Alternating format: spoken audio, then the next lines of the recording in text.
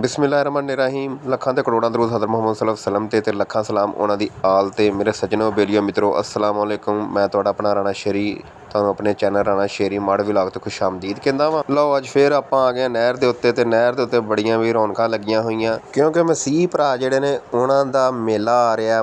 माई मरियम दा इहनूं मेला कहंदे ने ते मरियाबाद दा मेला लगदा वा। लेकिन साडे जिहड़े इलाके दे दुकानदार ने उन्होंने 10 दिन पहलां ही आ के जनाब अपनियां अपनियां जगह मल लईआं ने कि मेले दे उत्ते रौनकां लगणियां। इत्थे कोक दियां ठंडियां बोतलां भी खुलनियां ते नाल चाहां भी बननियां। आ छोटे वीर ने साडे महल्लेदार इन्हां ने इत्थे सैटअप लाया होया वा। आ जिहड़ी सड़क आ ये मरियाबाद नूं जांदी है। इत्थों थोड़े किलोमीटर दूर मरियाबाद आ। ਉਹ ਵੀ ਤੁਹਾਨੂੰ ਮੈਂ ਇਨਸ਼ਾਅੱਲਾ ਲੈ ਕੇ ਜਾਊਂਗਾ ਜਦੋਂ ਮੇਲਾ ਪੂਰੇ ਜ਼ੋਰਾਂ ਪਰ ਹੋਇਆ ਉਦੋਂ ਤੁਹਾਨੂੰ ਜਾ ਕੇ ਉਹ ਵੀ ਦਿਖਾਵਾਂਗੇ। ਆਹ ਦੇਖੋ ਇੱਕ ਭਾਈ ਨੇ ਇੱਥੇ ਜਲੇਬੀਆਂ ਵੀ ਕੱਢੀਆਂ ਵਾ, ਗਰਮ ਗਰਮ ਜਲੇਬੀਆਂ ਜਿਹੜੇ ਵੀਰ ਨੇ ਖਾਣੀਆਂ ਹੋਣ ਨਹਿਰ ਦੇ ਉੱਤੇ ਆ ਜੇ। ਬੜੀਆਂ ਬਿਹਤਰੀਨ ਤੇ ਗਰਮ ਗਰਮ ਜਲੇਬੀਆਂ ਨਿਕਲਣ ਦਈਆਂ ਤੇ ਆਹ ਪਕੌੜੇ ਸਮੋਸੇ ਉਹ ਵੀ ਕੱਢ ਕੇ ਬੈਠਾ ਹੋਇਆ ਵਾ। ਤੇ ਇੱਥੇ ਬੜੀ ਬੜੀ ਦੂਰੋਂ ਜਿਹੜੇ ਆ ਮਸੀਹ ਭਰਾ ਆਉਂਦੇ ਨੇ ਕਰਾਚੀ ਵੱਲੋਂ ਇਸ ਸਾਈਡ ਵੱਲੋਂ ਜਿਹੜਾ ਕਰਾਚੀ, हैदराबाद, टोबा, गोजरा, मुल्तान, फैसलाबाद ਦਾ ਬਹੁਤ ਜ਼ਿਆਦਾ ਮਸੀਹ ਆਉਂਦੇ। ਲਓ ਜੀ ਕਹਿੰਦੇ ਮੈਨੂੰ ਵੀ ਵੀਡੀਓ 'ਚ ਲਿਆਇਓ ਅਤੇ ਸਲਾਮ ਕਰਦਾ ਤੁਹਾਡੇ ਸਾਰੇ ਵੀਰਾਂ ਨੂੰ। ਵਾਲੇਕਮ ਸਲਾਮ ਮੈਨੂੰ ਕਹਿ ਦਿਓ ਕਮੈਂਟ ਬਾਕਸ 'ਚ ਆ ਕੇ। ਅਤੇ ਕਹਿੰਦਾ ਮੈਨੂੰ ਲਾਜ਼ਮੀ ਵੀਡੀਓ 'ਚ ਲਿਆਇਓ। ਅਤੇ ਮੈਂ ਕਿਹਾ ਲਓ ਜਨਾਬ।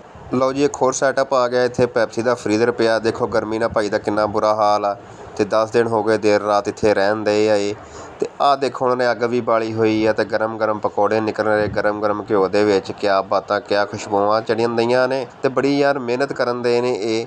ਤਕਰੀਬਨ ਇਹਨਾਂ ਨੂੰ 10 ਦਿਨ ਹੋ ਗਏ ਨੇ ਆਪਣੀ ਆਪਣੀ ਜਗ੍ਹਾ ਮਲ ਕੇ ਬੈਠੇ ਆ ਅਤੇ ਮੇਲੇ ਦਾ ਇੰਤਜ਼ਾਰ ਕਰਨ ਦੇ। ਅਤੇ ਅੱਲਾਹ ਪਾਕ ਇਹਨਾਂ ਨੂੰ ਰੋਜ਼ੀ ਦੇਵੇ। ਅਤੇ ਮੈਂ ਤੁਹਾਨੂੰ ਦੋਸਤਾਂ ਨੂੰ ਵੀ ਅਪੀਲ ਕਰਾਂਗਾ ਕਿ ਨਹਿਰ 'ਤੇ ਜਦੋਂ ਤੱਕ ਮਸੀਹ ਭਰਾ ਨਹੀਂ ਆਉਂਦੇ ਉਦੋਂ ਤੱਕ ਆਪ ਨਹਿਰ 'ਤੇ ਆਇਆ ਕਰੋ ਅਤੇ ਠੰਡੇ ਠੰਡੇ ਮਾਹੌਲ 'ਚ ਬਹਿ ਕੇ ਅਤੇ ਇੱਥੇ ਜਲੇਬੀਆਂ ਪਕੌੜੇ ਇੰਜੋਏ ਕਰਿਆ ਕਰੋ ਕਿਉਂਕਿ ਬੜਾ ਅੱਛਾ ਮਾਹੌਲ ਆ ਅਤੇ ਬੜਾ ਮਜ਼ਾ ਆਉਂਦਾ ਸ਼ਾਮ ਦੇ ਟਾਈਮ ਇੱਥੇ।